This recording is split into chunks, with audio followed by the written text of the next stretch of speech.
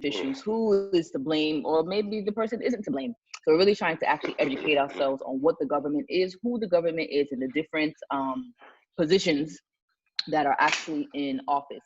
So typically, we kind of let people know that you are running for Lagos East Senate, and that is a legislator, which is different than an executive position. Your role is primarily to focus on policies, laws, either the fixing or the, what's the English, sponsoring, or the, submitting laws that you think will most benefit, of course, your area of Lagos East, and then of course laws that also benefit Nigeria as a whole. So I'll go ahead and first read off your bio and profile so people can kind of get to know who you are, and then we'll go ahead and jump straight into the questions. So everyone, this is the bio, and it reads as thus. It is, I am Babatunde Olalere Gbadamosi, originally from Ikorodu in Lagos State. I was born to Fatai Kayode Gbadamosi and Jamilat Gbadamosi in 1967. Under the care of the late Chief Rashid Gbadamosi and Chief Mrs. Tinuade Gbadamosi from 1971, his parents were still abroad at the time. He attended K. Kotum Memorial Nursery and Primary School, Bode Thomas Surulere, Government College, Lagos, Eric Moore Road, Surulere, and Government College, Victoria Island. He returned to Ikorodu to be with his parents in 1962 and continued and finally completed secondary school education at Government College, Ikorodu in 1985. Having only 4 O-level credits at the time, he further attended the Lagos State School of Basic Studies, Ikeja, to obtain enough passes to move on to the university. He went on to attend Lagos State University, Ojo, to study law. In 1989, a frightening near-death experience during an invasion of the campus by a battalion overzealous mobile policemen and subsequent lengthy hospitalization forced him to end his studies there, and he left Nigeria in January 1990 for the UK. His sojourn in the UK lasted 17 years, a period within which he went through the full life cycle of basic blue-collar jobs, all the way to entrepreneurship. He even worked as a cab driver, and eventually into the real estate business and information technology. His last business was an IT training, certification, and consultancy outfit called S-Tech Limited, trading as S-Tech College on Deptford High Street, London, SE8. Upon returning to Nigeria, originally in 2001, he immediately noticed the lack of quality housing, the obvious disorderliness, the lack of proper planning, leading to avoidable flooding and bad roads, as well as the lack of basic utilities like power and water, even in the highbrow areas of Lagos, and decided against the alternatives of southern Spain and Florida, which he was considering at the time, to invest in real estate industry in Nigeria. Foray into the industry lasted about 11 years that we've been in Nigeria, has been interesting to say the least, and has been marked with the distinction of creating what is arguably the best privately owned residential estate in Nigeria, the multiple award-winning Amen Estate. As the CEO of Red Brick Homes International, he has personally conceived and created a development where the deficiencies of the real estate industry, urban development, and the built environments like 24 hours power and water supply and tight security have been addressed significantly enough to make Amen Estate the most auspicious address in Nigeria, a fact attested to by the entertainment industry. More than 100 Nollywood films have been shot at Amen Estate in the last 4 years, with yet another 200 music videos, primarily because of the unique aesthetics and efficiencies on offer, both outdoors and indoors. He contested for the PDP Lagos State gubernatorial nomination in 2011 and in 2015, eventually contested for the office of Lagos State Governor in 2019 on the platform of the ADP party in 2019, and officially came 3rd overall. It was essentially a brand new political platform, barely a year and a half old. He returned to the PDP party in April 2020, having satisfied the relevant provisions of the PDP constitution as amended in 2017. And here we are. We are ready to go ahead and ask the questions. I'm not sure if my partner in crime, Foza, is ready to talk. I know she's driving, so she might not be able to ask her first question. So I'll go ahead and throw my first question in. We have seen that you went from being an entrepreneur to, well, from being a blue collar, worker to being an entrepreneur. And in the mix of being an entrepreneur, you've also started your political career. So I guess something that we're all trying to understand these days when it comes to political parties is the fact that, you first joined PDP, then you switched to ADP, and then and you ran for governor under ADP, and now you're running for senator under PDP. Why was the change of your party, and what are you doing differently now to ensure that you didn't get that gubernatorial, you were close? What are your plans to ensure that this you take it back to the United States? Okay, I didn't quite catch that last bit, but I'm going to assume that what am I going to do this time to make sure that Yes. I get the gubernatorial seat? Yes, exactly. So why did you switch from ADP to PDP, and what are you doing differently this time? I didn't switch from PDP to ADP in the first place. Okay. What actually happened was, when I left PDP back in 2017, I actually quit politics. I stopped politicking altogether for about a year or so. And then ADP people showed up at my doorstep and said, "Mr. Gbadamosi, we'd like you to come join our party." And I said, "Sorry, I've retired from politics.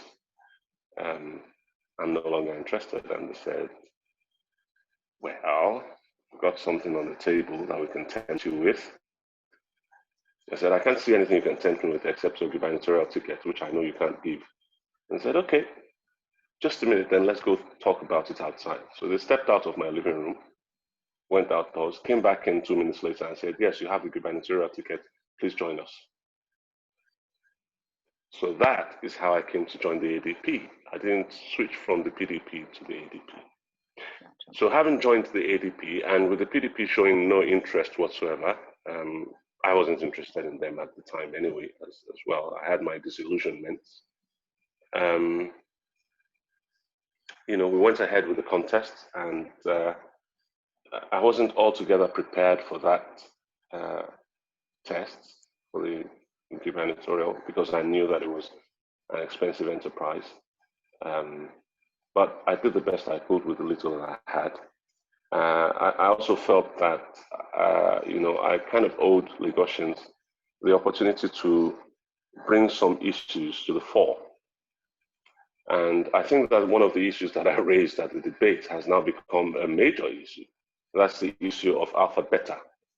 I actually raised that at the debate and said that I mentioned a number of things that I wanted to do as far as Lagos State was concerned in terms of my program.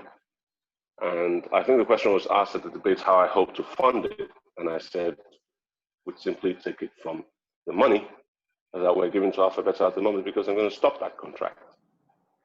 I remember the current governor bristling very angrily when I mentioned Alpha Beta, and coming back with the sharp repost without actually mentioning my name at the time. I had hoped that it would, so that I'd be able to respond as pettily as I could. But unfortunately, he didn't mention my name, so I just let it slide. But what I said about Alpha Beta then has now become an issue, hasn't it? And they're being dragged to and fro on social media, primarily by the People's Gazette. And of course, the FCC is looking into their activities with the news that we keep getting about Fowler getting questioned, and the speaker also getting questioned by the FCC about Alpha Beta and other issues. So that's how I joined the ADP. And then going back to the PDP was more or less, I'd had the contest. Coming third was not really my cup of tea, to be honest with you. I actually wanted to win the election. I thought that there might be a chance that because of the issues that I had raised, that Lagosians might be, adventurous enough to give me a try and let me, a chance at the till for a change instead of the traditional parties. But of course, the reality, which runs against the grain of everything that's been said right now, is that in terms of brand recognition, there are only two parties that Nigerians truly recognize instantly, and that's the PDP and the APC. So the first issue, been there, done that, got the t-shirt to prove it. And since I was out of retirement politically, I looked at it. People in PDP spoke to me. I had a lot of conversations with people across Lagos State as well, non-political players. And everybody kind of agreed that since I was out of retirement, I might as well just go back to my political home, which is the PDP, and that's what I did. So as far as the governorship, thanks for the answer. I think it makes the most sense. As far as the governorship, I really do hope that at some point in time, Lagos will get the kind of governor that it really needs, not necessarily the one it deserves, because if people only deserve what they ask for. I don't know if you understand what I'm saying. I understand what you're saying. I got it. In terms of politics, I got it perfectly. People, by their behavior, by their actions, by their political decisions, sometimes people deserve a certain type of leadership. But that's not necessarily what they need at the time in terms of making progress as a people. So I'm praying that God will make it possible for Lagosians to get the kind of governor that they need in 2023. Meanwhile, what's in front of me right now is the Lagos East Senatorial seat. Now, having joined the PDP earlier this year, unfortunately, Mr. Oshino kicked the bucket and his seat suddenly became vacant. I happen to live in Lagos East, and I'm actually from Ikorodu, which is also in Lagos East.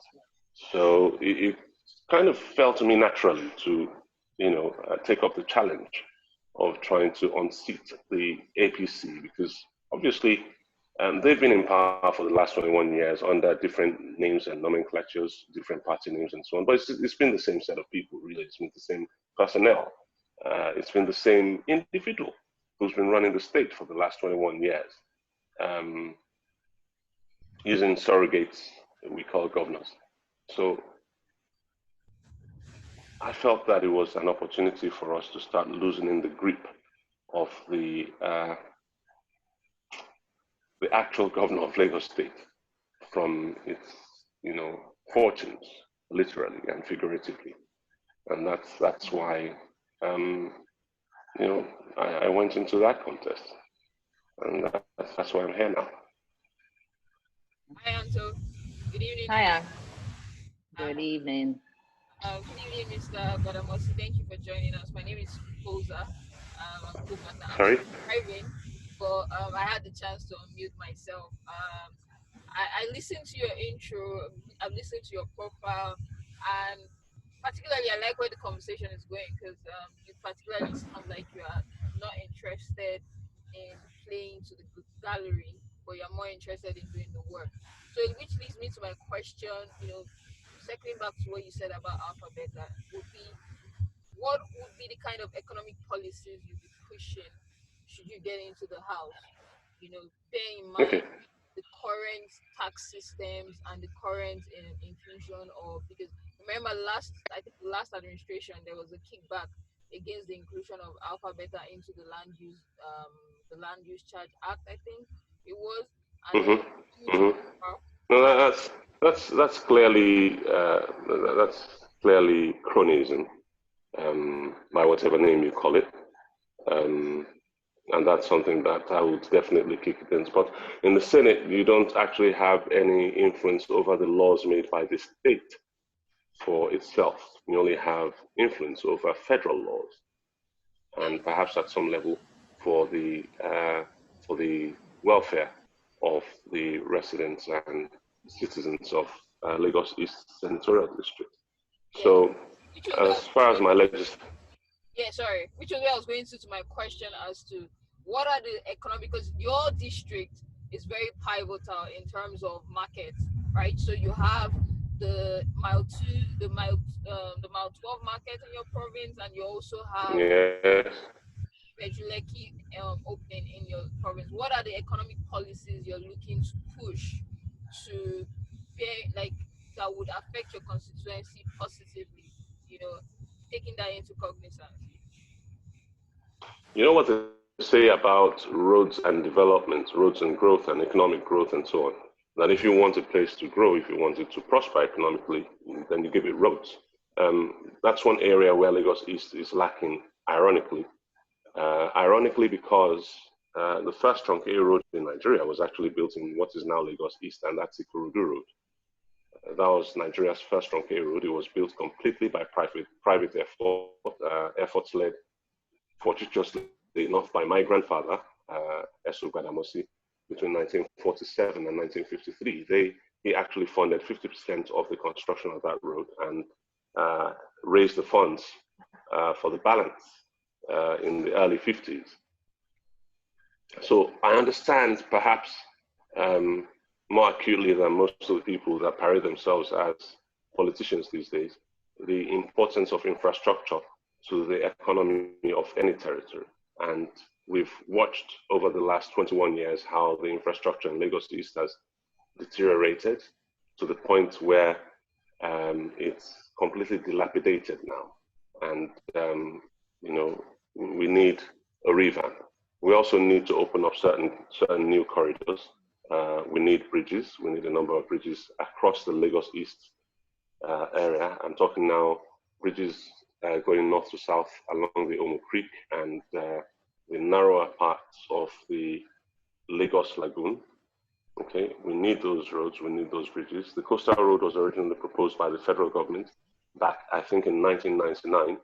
And it was Tinubu back then who pushed back against the federal government and said that that was a project that the Lagos state government was going to do. Well, 21 years gone now, and the coastal road is still a figment of our imaginations, leaving vast swathes of the Lagos coastline, which would ordinarily have been a major backbone of our economy if it had been done right, because that would have provided immense amounts of tourism dollars. Well, that hasn't happened, so I'm going to be pushing for the federalization of the coastal road and for its immediate construction as well. I'm also going to be looking at the issue of VAT, because VAT is a major, how do I call it? This is a major way in which wealth is scooped away from Lagos. Lagos State generates 55% of the VAT collected nationally. We generate that money, it goes to the federal, and then it's redistributed, and by the time it comes back to us, we get only 3% of the total sum. I don't think that's fair. It's not. I think it's very, very unfair indeed. I think that, in a so-called federal system, if that's what we're running, then we should, we should defederalize VAT and allow the states to charge their own consumption taxes. Okay, the federal government needs to hands off VAT in its entirety. That's one area. Then the other area is the area of corporate governance. Now, in the United States, which is the federal system that we basically copied in terms of the Constitution, every state registers limited liability companies. Okay, so if you don't, for instance, like the taxes in New York, you can go register your company in Delaware. If you don't like the taxes in Delaware, you can go to Texas. You can go to Florida or anywhere else where the tax situation, favors your situation. Now, in Nigeria, not only do we have a centralized company registration system, we also have the unbelievable KAMA Act that basically allows the federal government, for any reason whatsoever, to deregister a company or to change the directors. So basically, we've been pushed almost unwittingly into a communist government. So Nigeria is effectively now running a communist state.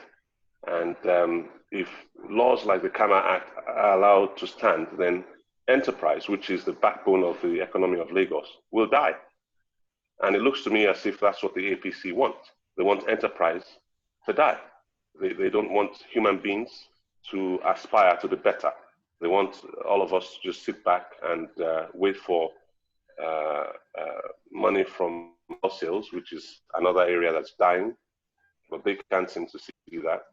And then they share the money equally between us, and then we all go to sleep and say, hey, say baba, and that's the end of it. But that's not what Lagos has. Lagos has always, from the time history began to be recorded. From the earliest recorded history, Lagos has always been a trading center.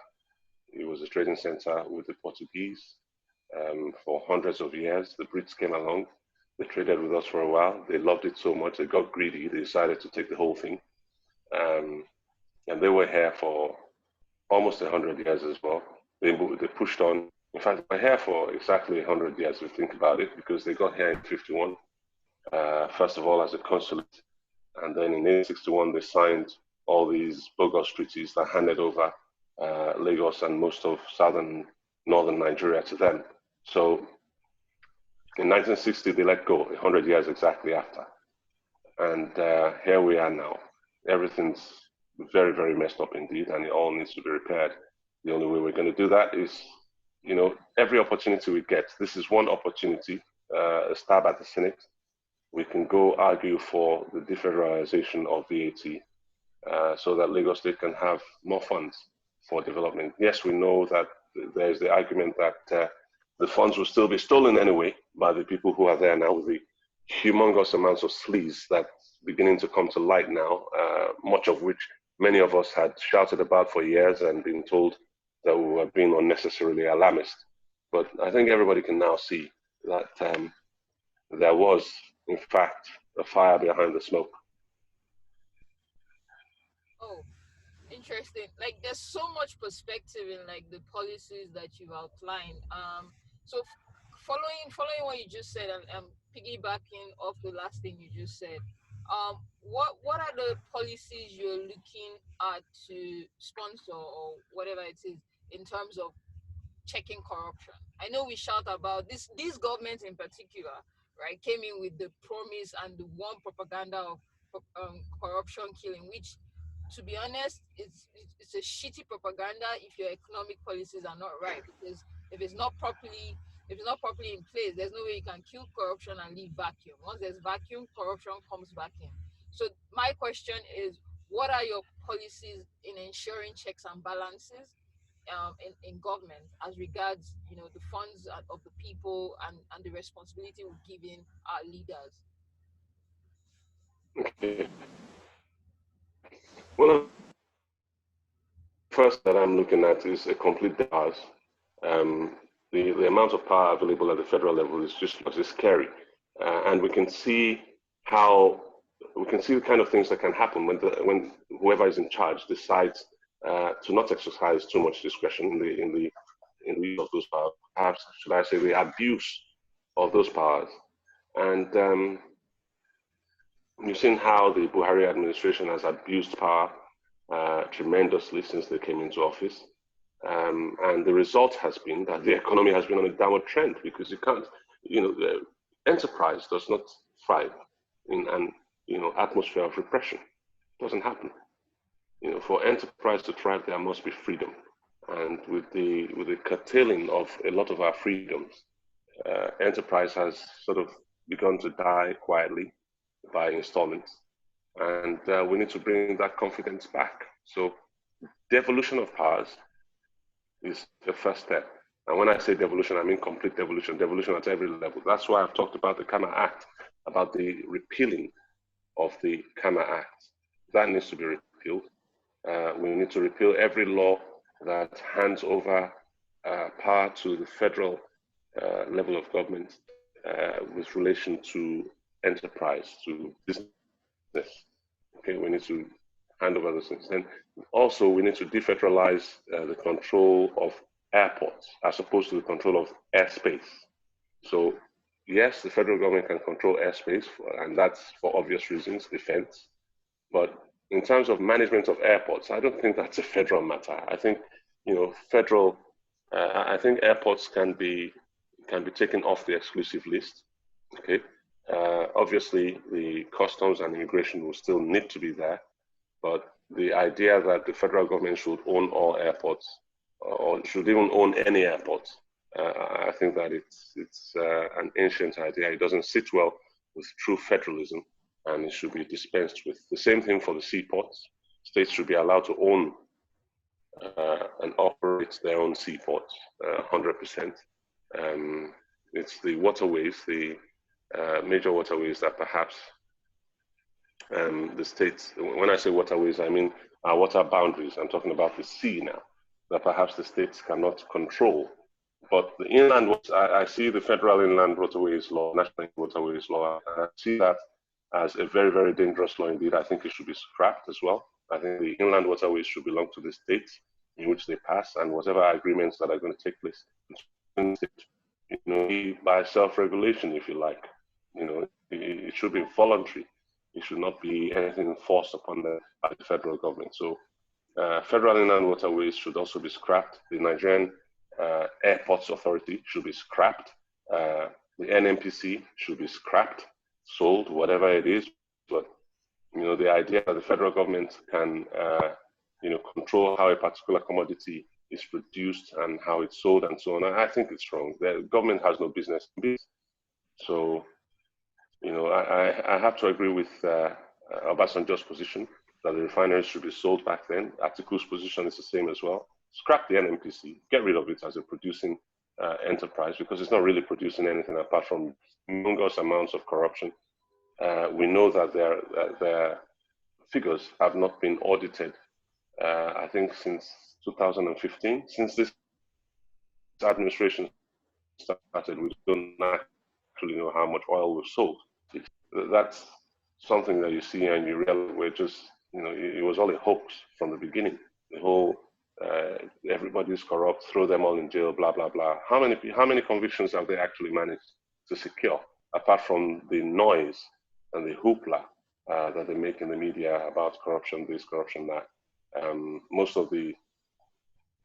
lot of the incarcerations they've done have been illegal.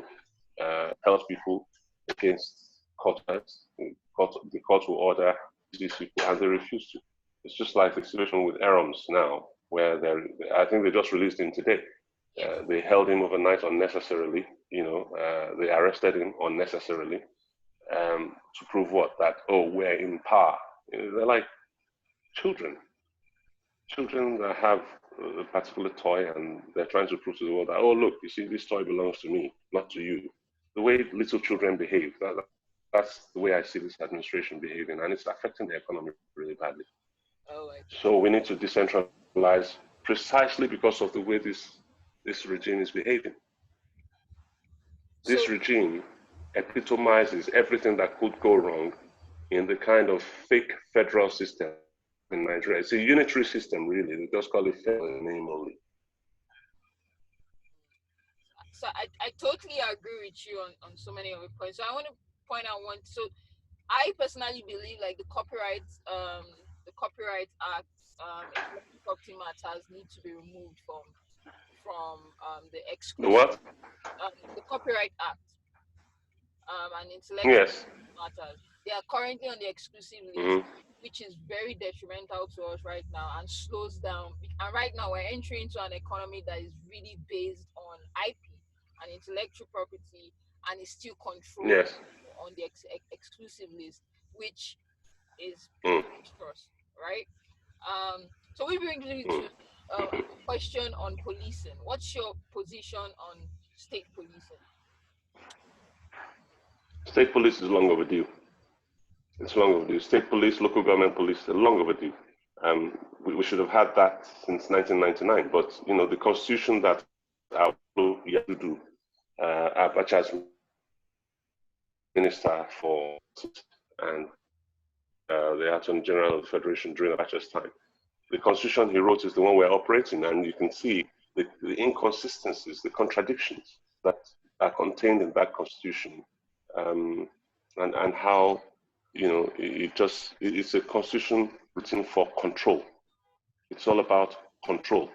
You can see that it was written by a control freak, and it's something that we need to look at again. But let's start from the issue of devolution. We can take baby steps at the Senate when we get in. We'll argue for the defederalization of VAT as a first step, and we will fight for that and make sure that it happens. If we cannot get it through the National Assembly, then we go to court and get it there. Lagos State has already gotten the federal government off what you might call VAT for hotel, for anything consumed in hotels. Okay. So we might, on the strength of that particular victory in court, we might be able to get the rest of VAT off of them, and push the federal government out of collectivity altogether.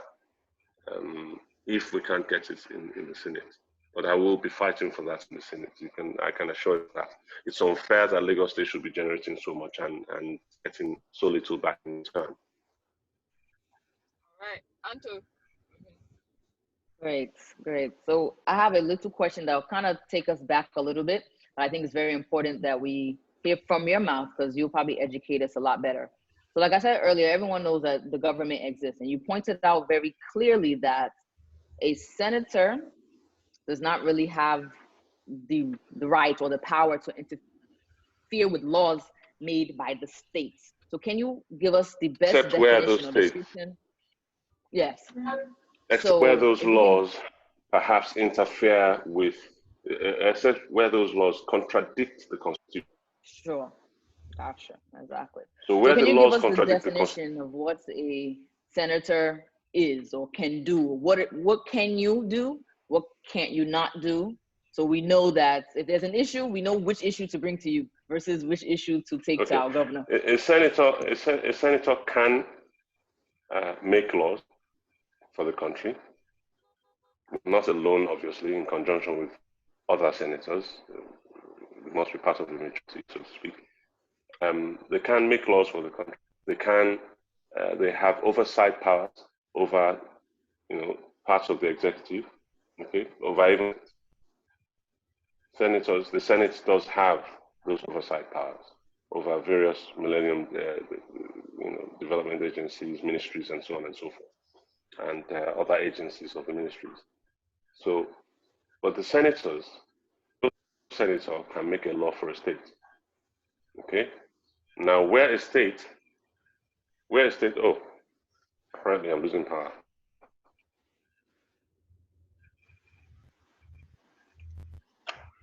This is very powerful. There we go. Oh, it's the earpiece. Okay. So where a state, for instance, as in Lagos, where they've made laws that contradict the Constitution. Now, I'll give you an example. The fourth schedule of the Constitution, Section 1, sets out the powers and responsibilities of the local governments, okay? And amongst those are the control and regulation of outdoor hoarding and advertising. Now, Lagos State has something they call LASA, the Lagos State Advertising and something agency, yeah? And that purports to be regulatory agency for outdoor advertising and hoarding.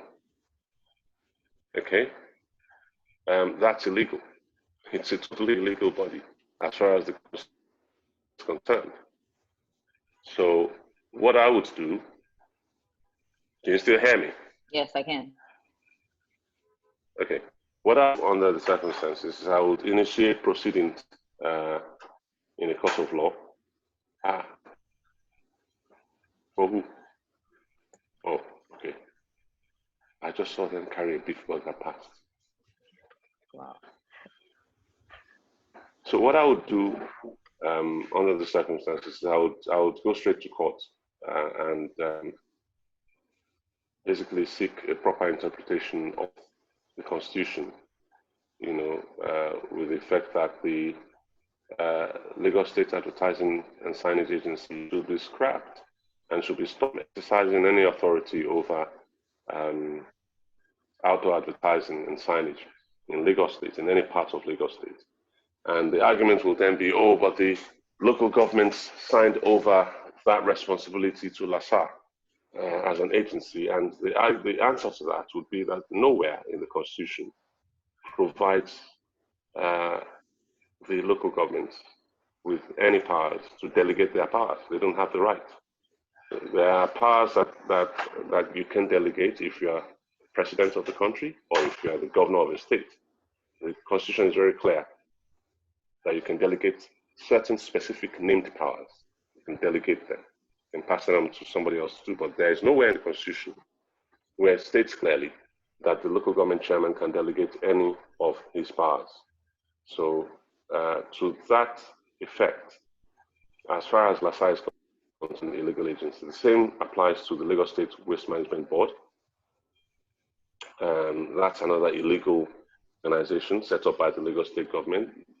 Their presence and the length of their presence on the Lagos corporate landscape does not necessarily legalize them.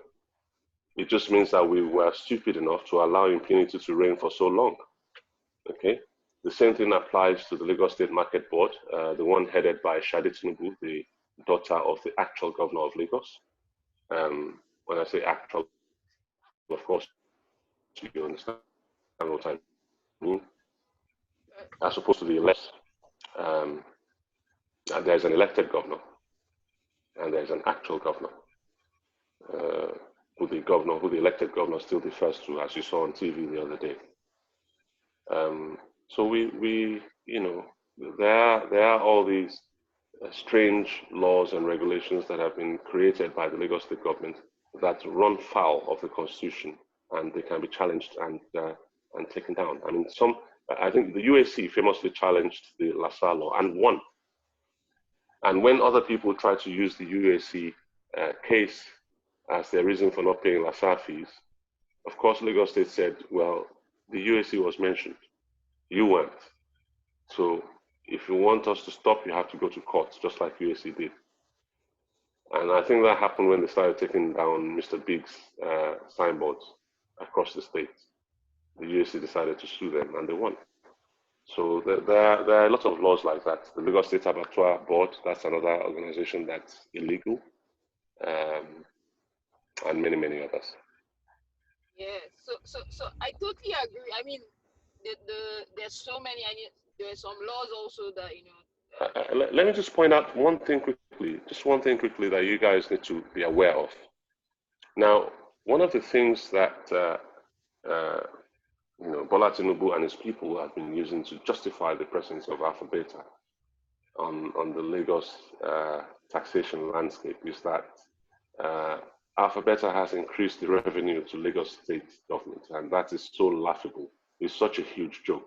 It's basically just sleight of hand that they've been doing, and I'll explain it. Like I said to you, under the law, under the Constitution, there is a fourth schedule, and the first section 1 of that fourth schedule sets out the rights and responsibilities of the local governments. I've mentioned some of them. There's a major one, tenement rates. That section gives local governments the right to rate and value private residents and empty tenements for the purpose of levying a rate. Okay? And the rate will be set by the State House of Assembly. That is, the rate will be set by the House of Assembly, but it is to be collected by the local governments. So we have a situation in Lagos where the state collects land use charge from residents, private residents, and that's illegal. So the other day, I got the opportunity to speak with Ambode's Commissioner for Finance, Mr. Ashade, at Channels TV, and I said to him, you know your law is illegal, and he says, no, the local governments have handed over. They've given us, they've appointed us as an agency to collect that money on their behalf, and I said, they have no such power. Under the Constitution, they have no power to delegate any of their duties. The reason the local government is called the local government is because it's the closest to the people. So if you're running for the office of a local government chairman or of a councillor, you can't be delegating your duties because they're so tiny. In the overall scheme of things, a governor has a bigger territory to govern, has a bigger territory to oversee. Okay, so yes, it will be understandable if you say he can't be everywhere at once. But you're talking about Etiosa local government or Ibejuleke local government, for instance. I mean, what are you delegating? Why are you appointing an agency to collect tax when you have people who you could employ, who live locally, they actually need those jobs, and you won't give it to them. You'd rather give it to some agency and do it for you. That's wrong, and that's the reason why the power to delegate those duties was never given to local governments, only to the president and to governors. So what Alphabeta did was they took away all those revenue earning powers. So you pay LOMA fees to the state government, you pay waste management fees to the state government, the abattoirs pay fees to the state government.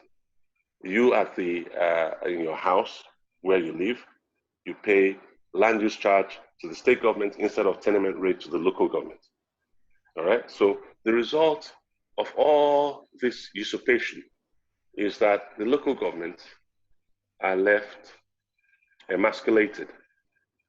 They have no money because all their money has been taken by the state. And of course, the state can then turn around and say, oh, look, Alphabeta has made us so much money. No, they haven't. They've simply stolen money from the local governments and given it to the states.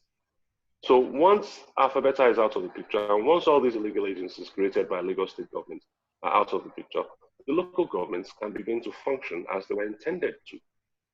And the humongous amounts of revenue that Lagos state keeps reporting can go back to reasonable levels, and the state will have to now start investing in infrastructure to expand their revenue base, which is what they should have been doing from 1999, but they never did. Okay, so for instance, if the coastal road were up, just imagine the number of hotels that would be along that stretch of coastline, okay, and the kind of revenue that they would have been bringing into the state in terms of land use charges, because land use charge is applicable only to commercial premises under the law. Wow, these are very interesting points that you bring, and I see like one of the greatest issues throughout this SARS protest for me has been what exactly has been the role of the local government chairman men in Lagos in containing the situation. As you rightly mentioned, they are the closest to the people and should have a good reach on the people in the community to be able to help out on security issues. Which now leads me to my next question on, we have a huge looming problem of security in Lagos, and this has been for almost 2 years, and we've seen it happen like 3 times this year. Once during the xenophobic attack, from South Africa. We've seen the second one was during the lockdown when the 1 million boys raided, and this last one which was the most most catastrophic one, was the SARS one. And my question would be, this is within, and the most damage was done within your constituents, right? So what are the policies and views you're looking to push to increase better security, in your constituents?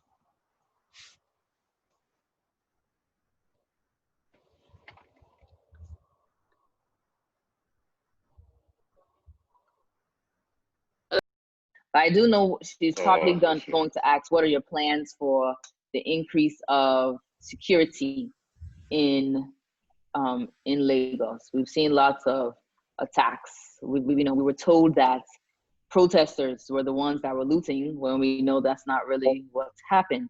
So in general, what would be your policy plans for actual security? The number is 3 weeks away, and it's actually going to be a very scary time, because we typically know that in Lagos during Christmas, we tend to have lots of robberies. People are driving to visit friends and family, and many people end up getting robbed.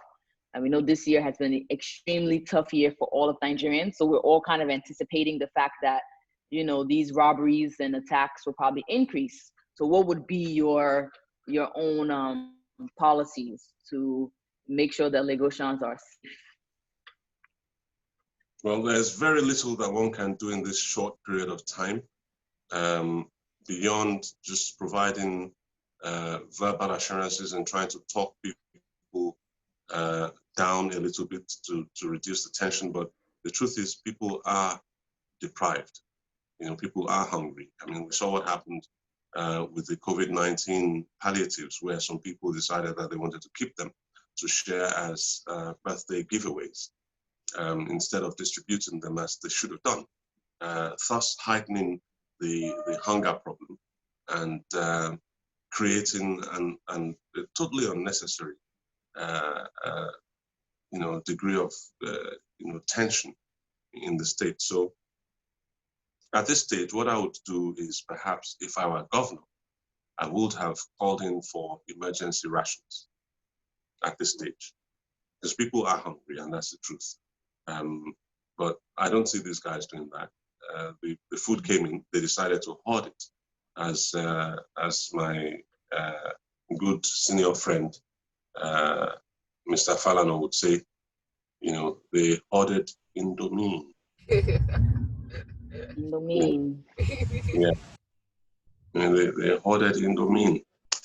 And that has created a very real, very scary security situation.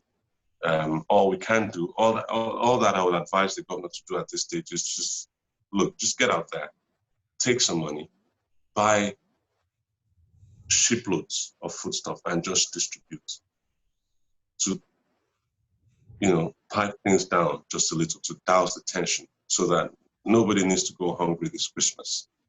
Okay? If you can do that now, between now and Christmas time, I think, the streets will be generally safer. People will generally feel less the need to go out and rob, because nobody really wants to rob, I think. Nobody wants to be doing that as a career. People do it because they're desperate. That's what I think. Because it's dangerous, you go out, take guns, and you just never know whether the man you're stopping is a policeman with a gun under his seat or something. So it is dangerous for them too. I don't think they're happy to do it, but they're doing it as a last resort, if you like. All right. So can you guys hear me? Sorry. Yes, we can hear you now.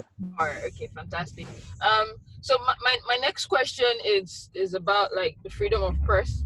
We're currently experiencing, probably in my lifetime, in terms of I wasn't alive in during the military era, but I think we're experiencing one of the worst form of press suppression, repression ever.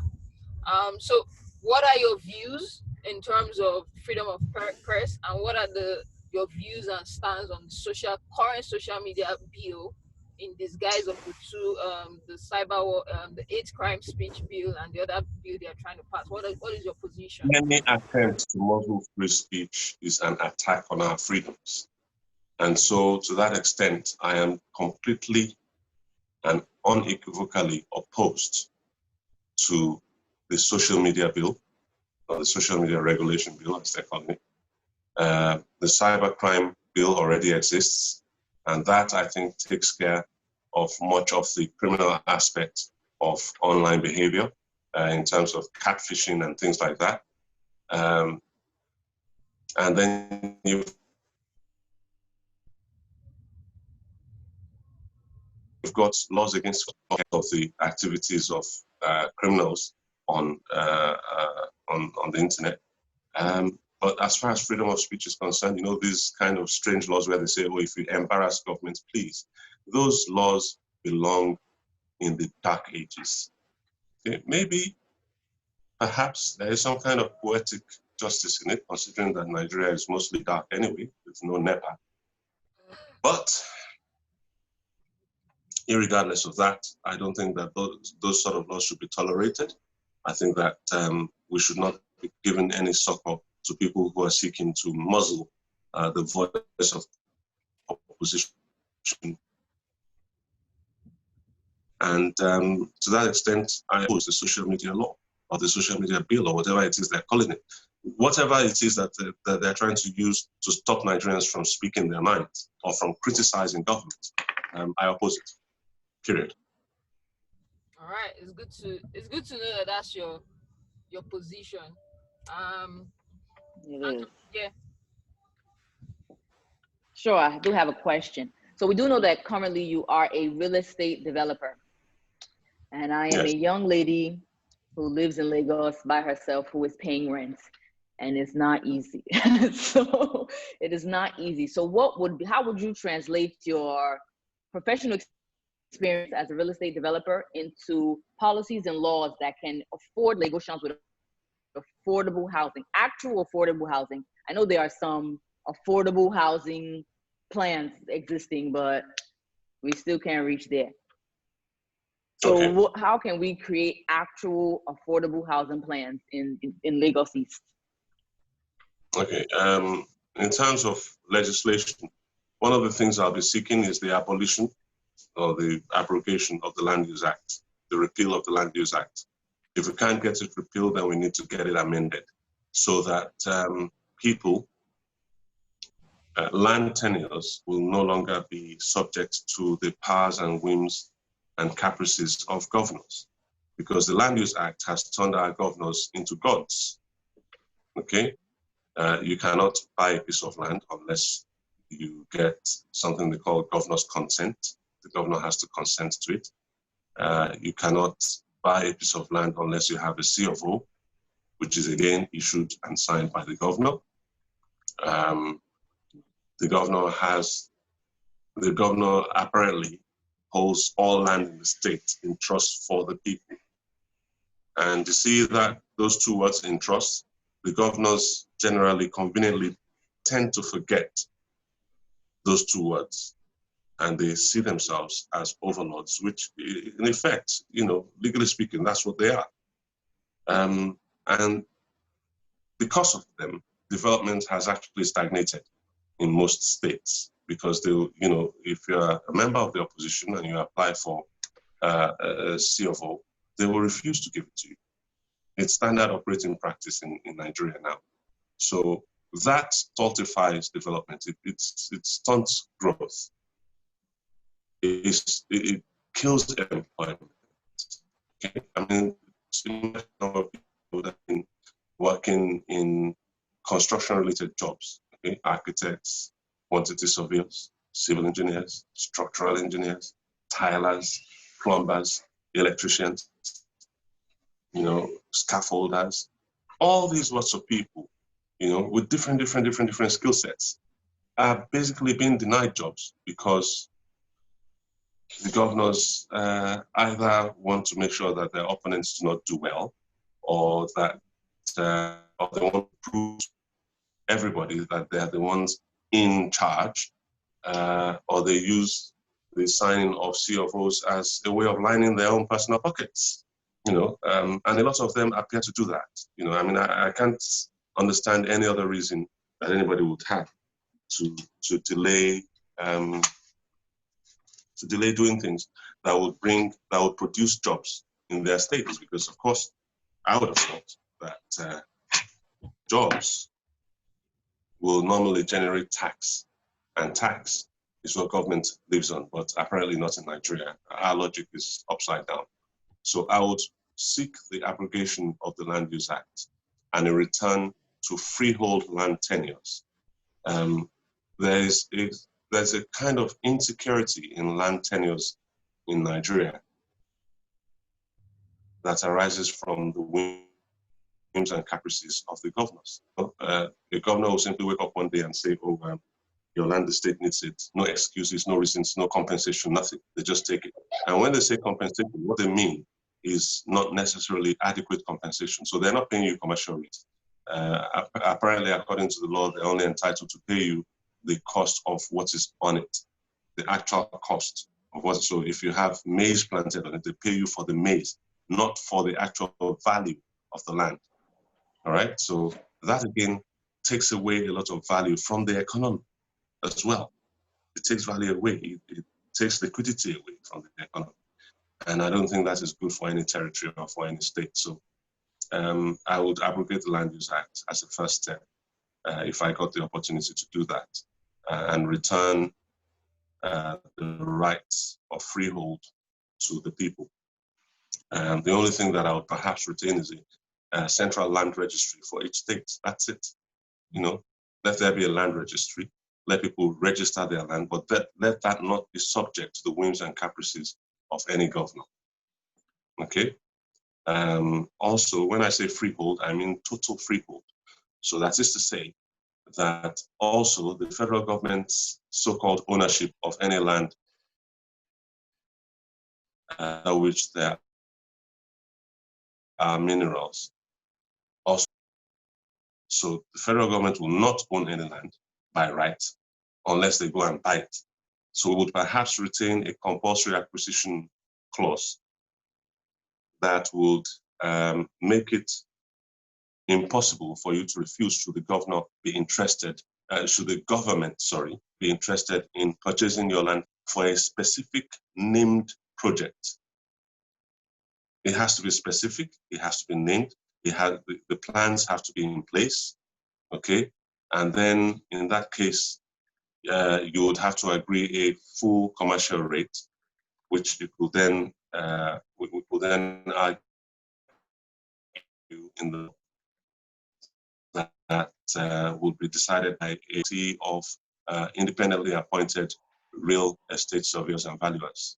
So maybe the vendor appoints one, the government appoints one, and the two of them go and discuss and come out with a figure that is agreeable to all sides. And that's the way things are done in civilized countries. We can't continue to act like animals and pretend that we're somehow developing. I disagree completely with it. So that, for instance, in the Niger Delta, if your land bears oil, then obviously the oil belongs to you, not to the government.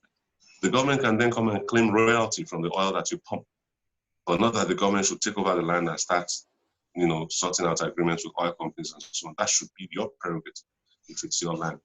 And if it's on top of your land, I mean, the air on top of your land should belong to you. You should be able to build as high as you want, as long as the state permits it. So that it won't be a case of some kind of airspace has been created above your land, or somebody else can build something and encroach into your airspace, into the airspace above your land. That should be taken care of with the new land law that allows for freeholds and allows mineral and air rights. All right. So if we have this kind of law, it will accelerate economic growth, in my opinion. And it will provide security of title. Okay, banks will properly be able to provide loans for the purchase of land because they know that the land is not subject to seizure by the governor or anybody else. Interesting. Very, very interesting, point of view. I'm particularly enjoying this conversation. Ando, I think we should yes, open the floor. Yeah, so yeah. I think we can unmute. I'll try and unmute. Yeah, let's go with Ade first. He's been here for a while. Ade, I think you can try to unmute. See if it'll work for you. I have Tracy. Okay, cool. There we are. So Ade, feel free. Good evening, everyone. Thanks to the organizers. And good evening, Mr. Gbadamosi. Thanks for your time also. Good evening. Straight to my question, sir. Hypothetically speaking, if you win this election, how do you intend to stop the ridiculous amount senators have been paid? That's one. The truth is, on my own, I can't. That is the truth. However, you have to look at this argument from another angle too, and that is this. The Nigerian state is a very corrupt one. And people in the civil service and in the police and so on and so forth, they have an excuse for their corruption. Believe you me, you don't want to give the people that make the laws that you have to obey an excuse to be corrupt. Believe me, you do that, you basically hand over the country to whoever is rich enough to pay off the senators. And they will just create, I mean, look at what happened in Lagos State, where they created a law and put Alpha Beta in that law. Okay? And that happened because, not because Alpha Beta was particularly rich, but because it belongs to, we know who it belongs to. We all know. We know who controls it. And that happened because of that. Now, if you reduce significantly what senators are earning in Nigeria, corruption will run completely mad in this country. And you'll find private concerns. I mean, people are talking now about Dangote and the monopolies that he enjoys and so on and so forth. It's going to be worse. It's going to be a lot worse if that should happen. So my own personal advice, not that I need the money, I don't. My own personal advice to Nigeria is, look, whatever it is the senators and the House of Reps people are getting now, just leave them, JJ, let them continue to enjoy it. It's worse in the executive, okay? The president and the deputy and his vice president apparently have been cutting their hair at the cost of 79 million naira a year for the last 5 years. You didn't know that? Wow. Yeah. And for every single budget year, they have changed the kitchen utensils in Aso Rock for hundreds of millions of naira. They have changed cars in the presidency for about 3.6 billion every year for the last 5 years. Okay? So everybody sees the National Assembly and goes on about it, but go and take a forensic look at the cost of running just the presidency, not even the whole executive, just the presidency, and you'll be shocked at the hypocrisy that's going on in this country. Aso Rock Clinic, that belongs to the executive, right? How much was it that the permanent secretary in the presidency said was not enough for that clinic recently? Do you all remember? It was about 3.6 billion. He said it wasn't enough. 1 year, just 1 year. And that is in a clinic where the wife of the president and daughter of the president came out publicly a few years ago and said that they did not even have fencing. Do you remember? Yep. They were getting huge amounts from the national budget. So how do you explain all that? So, on every arm of government, not just the legislature. Okay. I would also look very closely at the judiciary because they're a very big source of our problems. And I think that underfunding is one of their problems as well. If the judiciary were paid half as well as the executive at the presidential level and the legislature, I think that a lot of cases will be dispensed faster because justice delayed is justice denied. And a lot of the cases that go in crazy directions would not go in those crazy directions. I mean, look at the judgment that allowed Buhari to continue as president. In the case between Atiku and Buhari, with all the evidence that the Atiku side provided, the issue of the president's certificate, it's also laughable, but the result of that judgment is what we're all facing now. Okay, that judgment is directly responsible for the deaths of those people at the Lekki massacre. Directly. All right, please, I just have 1 or 2 questions to ask again. Looking at still on the pay the senators and the rep members they get, and comparing it to the minimum wage, since they can afford that pay to the politicians conveniently, what is stopping the federal government from paying minimum wage of 100,000 for civil servants that work hard for this money and yet they cannot afford little basic amenities in their home? That's 1. 2, just some days ago, the federal government is saying that they'll be employing first class and so on as teachers that will be teaching the students within the country. But our so-called president does not even possess O-level. How much more those that are leading us don't even have primary school certificates, but yet you're saying you want to employ teachers as first class and so on, and you pay them ridiculous amounts of money. Why won't the average youth leave Nigeria to Canada, to US, to Europe, where they will value their brains and intellect for the better development of those nations? What do you think can be done regarding this? Then lastly, sir, and to the House, Nigeria is where it is today because we lack innovative ideas and people with smartness and people with brains, as opposed to connections, man no man. There was this woman also over the internet, the MD of commodities, that they were asking now what is the cost of beans, rice, that she was just blabbing. I think the way forward is to get smart people in place. What are the checks that needs to be done for politicians? In the Western world, being a politician is not a full-time job. It's only in Nigeria that you ask a politician, what do you do? He tells you, I'm a politician. Besides being a politician, what else do you do? Nothing. Nothing. And this is affecting us because people will just sit in the house for 4 good years. Let the eye say aye, the nay say nay. The ayes and the nay, they have it. For 4 years, and they keep on money for just sitting. It's Okay. unfortunate, sir. Then It's a unfortunate, and I question think about minimum wages.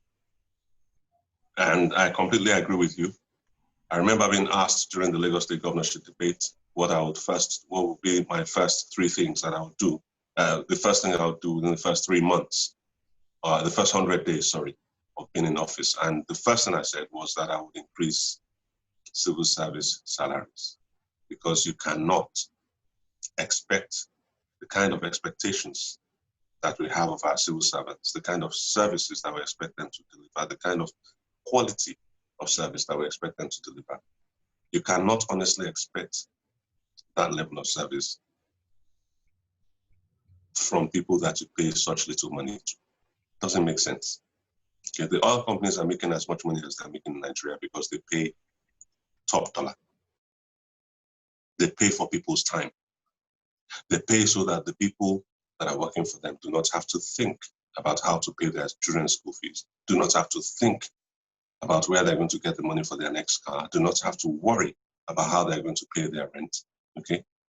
So they dedicate all the time that they spend at the company to the company. And that's why they are very highly productive. The same principle has to apply to our civil service. Okay, so I agree with you that in the first instance, a minimum wage of around 100,000 should be applied in the civil service. But again, I think time has overtaken that somewhat, because you'll find that 100,000 in a state like Lagos will not do very much. It won't, and that's the truth. Okay, a federal civil servant in Lagos, by the time he spends, let's say, somebody living in Ibejuleki working in the Federal High Court. I mean, a court clerk cannot live in Ikoyi. Let's be frank. All right, but the court is in Ikoyi. He might perhaps be able to afford Obalende if there's accommodation, but I doubt that. All right, so let's say he lives in Osaka, London, which is where his level of affordability begins to come in, say in a room and parlor, or what do they call them these days? One room self-contained, right? Okay, so he's a court clerk, he's on 100,000, right? He already spends about 1,000 naira a day just getting to and coming back, getting to work and coming back home. 500 naira to go, 500 naira to come to Ikoyi and back daily. That's 30,000. Okay, let's say that's about 20,000 naira in a month in a salary. What's the price of onions these days? It's 3 for 200 naira. That's even a deal. By the time he buys enough onions to last himself a month, and he can't actually do that because he doesn't have electricity. So let's look at the cost of petrol to power his I Better Pass My Neighbor. All right, you're looking at roughly about 1,000 a day in petrol costs to power his generator. That's another 30,000 because there is no holiday for the generator; it's every day, right? And then of course he can't keep his food because while he's at work, light will go.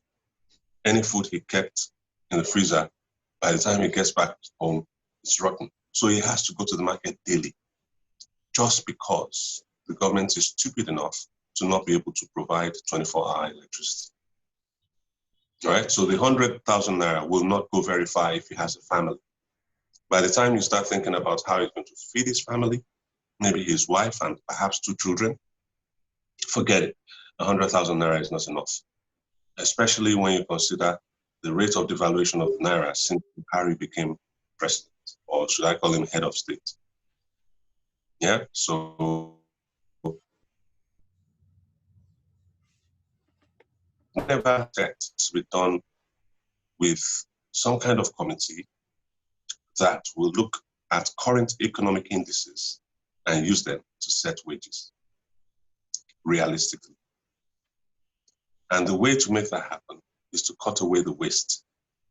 Unfortunately, that's not something that the legislature can do. The legislature can perhaps make laws that require the government, for instance, to pay their wages a certain way, because we know that if the legislature insists that wages must be paid biometrically, that will cut away a lot of ghost workers. Okay, that people must fingerprint before their wages are generated, or that people must fingerprint in thumb in and thumb out every day, at ministries. Have a central system and everything goes through that. So the wages are generated automatically rather than manually, which is what gives room for manipulation and corruption. So that will save us a lot of money that can actually go to the workers, to the real workers that are working, as opposed to the millions of ghost workers that are making it look as if we can't pay our people a decent minimum wage. So that will be that. Your second question was to do with, remind me again? The second question was to do with, in terms of cutting cost of governance, like why should politicians be for politicians as full-time jobs? That is okay. Yeah. Yes, I agree with him as to the issue of,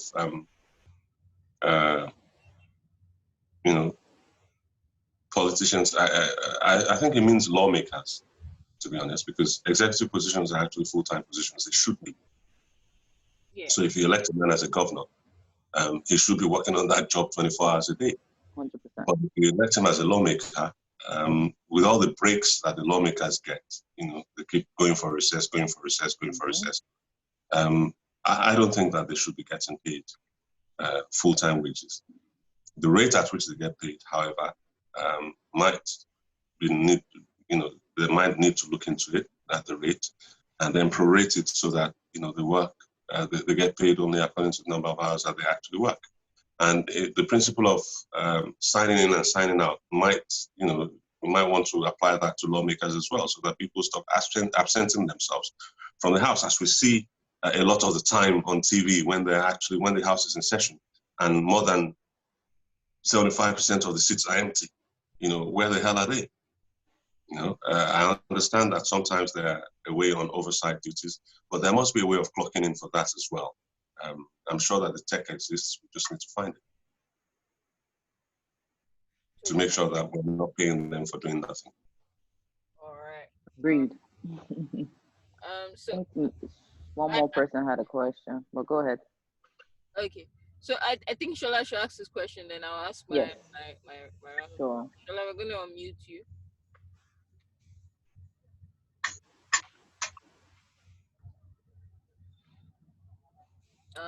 Okay, I think I'll just read out his question because it's not unmuting. So Shola is asking, in the event you get elected, what are your priorities, your realistic priorities, on which we would mark and rate you on as our senator? Okay, I would be fighting, like I said, for the defederalization of VAT. I'll be arguing for that. I would actually submit a bill for the defederalization to take it to the states, because we can't have this situation where people in Kano and Katsina smash bottles of beer, claiming that it somehow goes against their religion to drink beer, and yet they're able to consume the VAT that we in Lagos, who like our beer and our whiskey, that we generate from our consumption of same, equally or even more than we do. We generate the money, they spend most of it. I think that's wrong. I think it's totally wrong. I think that people should benefit from what they make. Nothing more, nothing less. We don't run a communist system unless what the government is telling us is that this is a communist state. All right? And if it's not a communist state, then we should keep what we earn. So that would be a major priority for me. I think it's actually a national emergency, economic devolution. Okay. And then, of course, we'll also be looking at resource control. You have a situation where Zamfara gets to keep their gold and sell it to the federal government, and yet Bayelsa does not get to keep their oil. The federal government sits on it. And where some of them are enterprising enough to start using local methods to refine the oil, they call it illegal refineries and bomb them. I think it's unfair. If the illegal miners in Zamfara cannot be bombed, then the so-called illegal refiners in the creeks should also not be bombed. So we will be looking at resource control as a very real issue. And I say this knowing that my part of Lagos actually does contain a lot of natural resources as well. There's a reason why the Dangote refinery is there. It's not altogether altruistic. Very, very, very, very interesting. Shola, I hope that answers your question. So Mr. Gbadamosi has given us 2 points, which I think, is very broad and very detailed, even though it's in 2 points. So as round-up questions of what we usually do, we usually go personal to get to know you personally. And one of the questions we ask is, what are the values that govern you as a person? And why should we trust those values to elect you as our representative?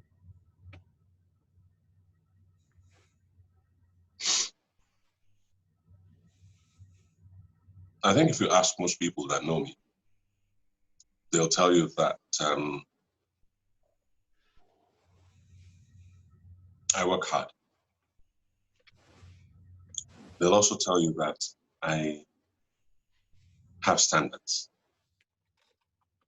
and that I don't like those standards compromised.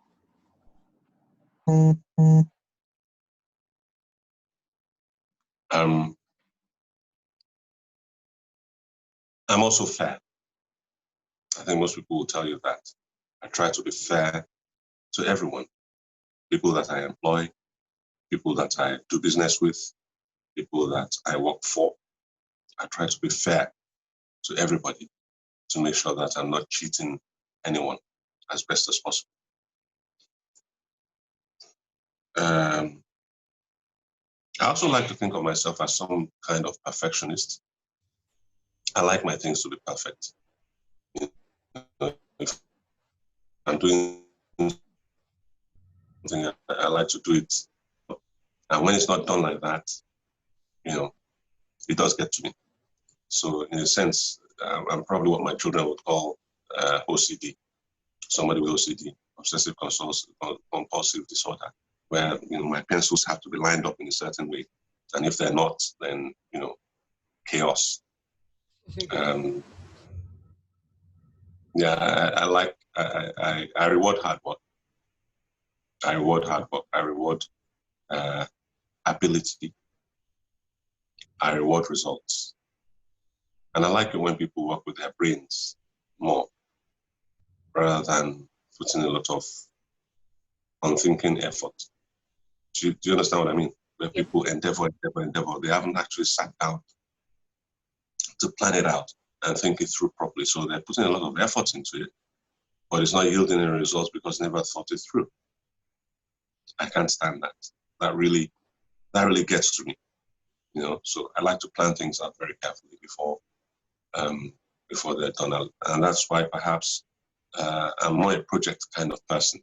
When I want a road done, I want to see how I want to design the process of how the road is going to be built and why it has to be built that way, right? So that there is no question as to why I'm putting more rocks in this section of the road and why I'm using this particular type of sand and why I'm treating that sand in this particular kind of way.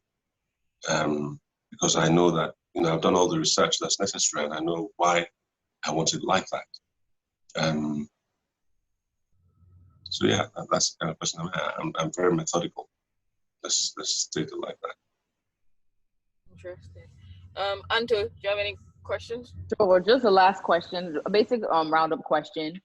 We still have about, I think it's 2 weeks before the big day. Hope you're not feeling nervous yet. But how can your constituents see you, meet you? Are you having town hall meetings? Should we all meet in Amen Estates? How can we meet you more? We still have a little bit of time. So how are you actually reaching your constituents directly? Okay. Just before the protests, the NSAS protests erupted, we'd actually embarked on a roadshow where we were going from local government to local government on the road. Sometimes we'll walk, sometimes we'll go by car, but it was a very slow motorcade, and we got to stop and talk to people at the markets and things like that. And I think from next week we're going to start that all over again, right up until the election is due. We're going to be going around to the local governments and talking to people in the street. We'll hold a number of town hall meetings, I think 5, one per local government, where we'll get cross-sections of artisans, traditional rulers, civil servants, business people in each of those local governments as large a gathering of them as we can get in each local government. And then we'll have a sit down and chat with all of them to find out what's in their area and what the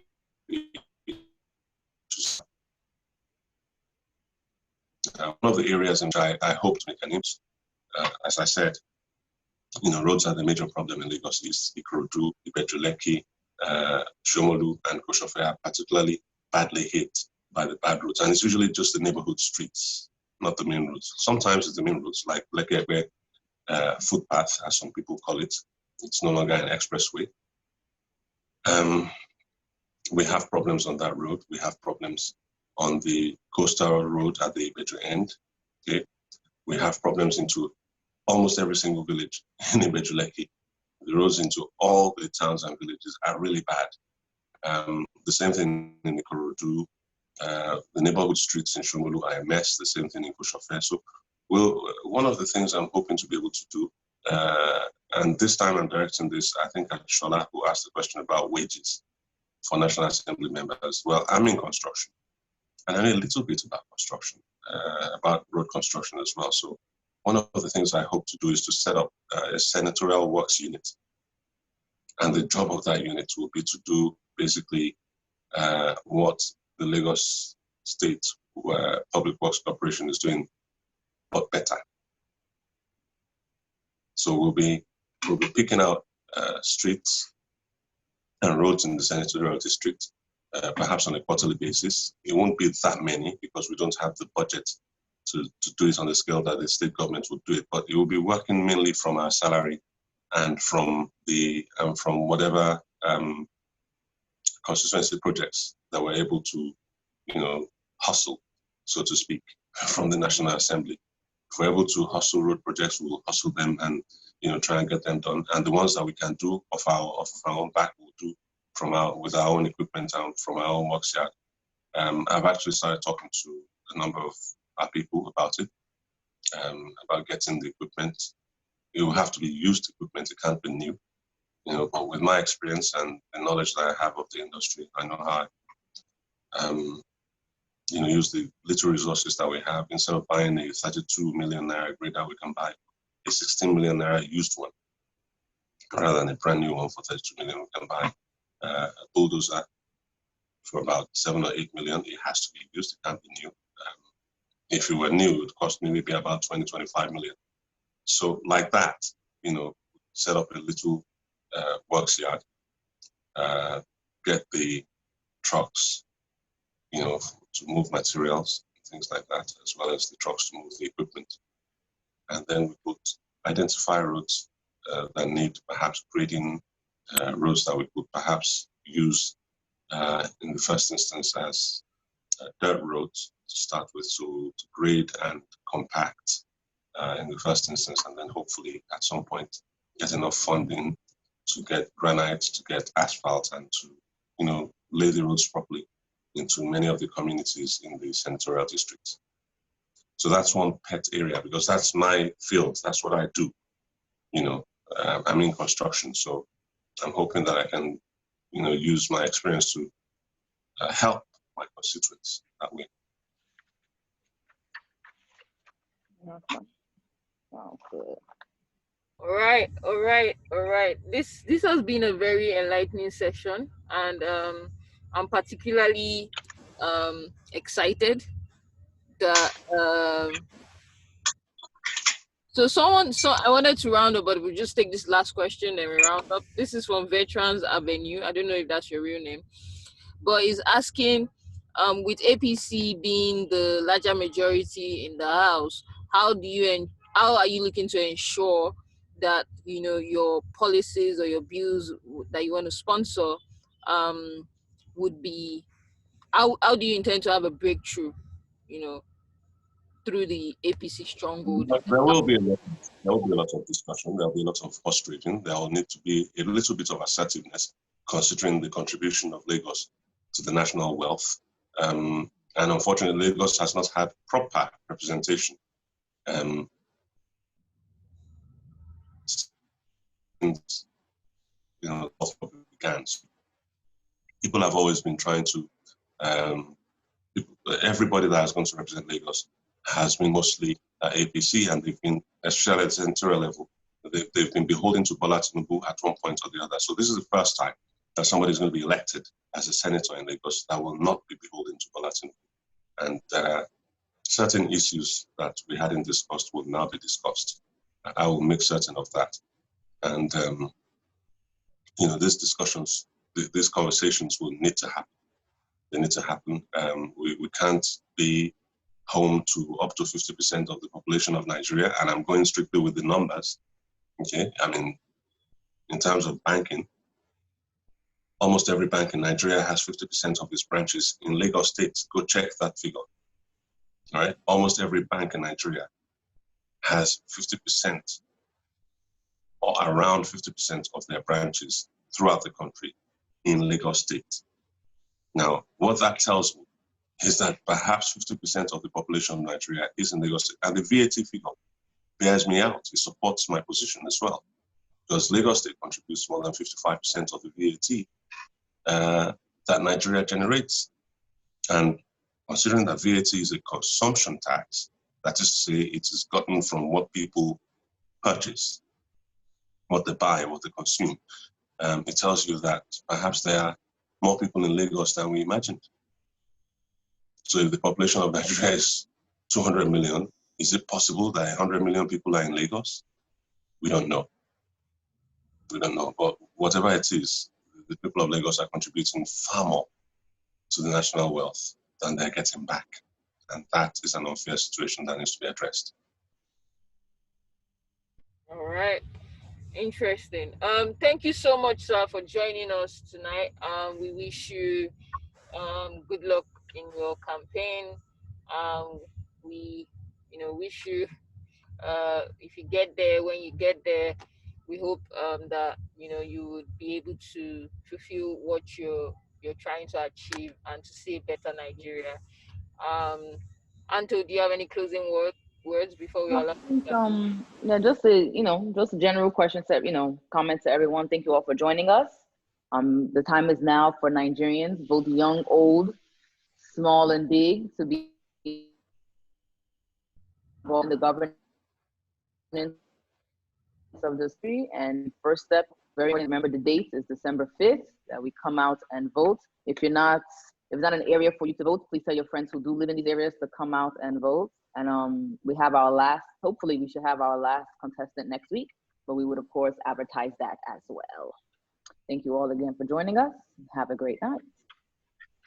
All right, Mr. Gbadamosi, please give us your rounding words and we would end this. Okay, thank you very much once again for having me.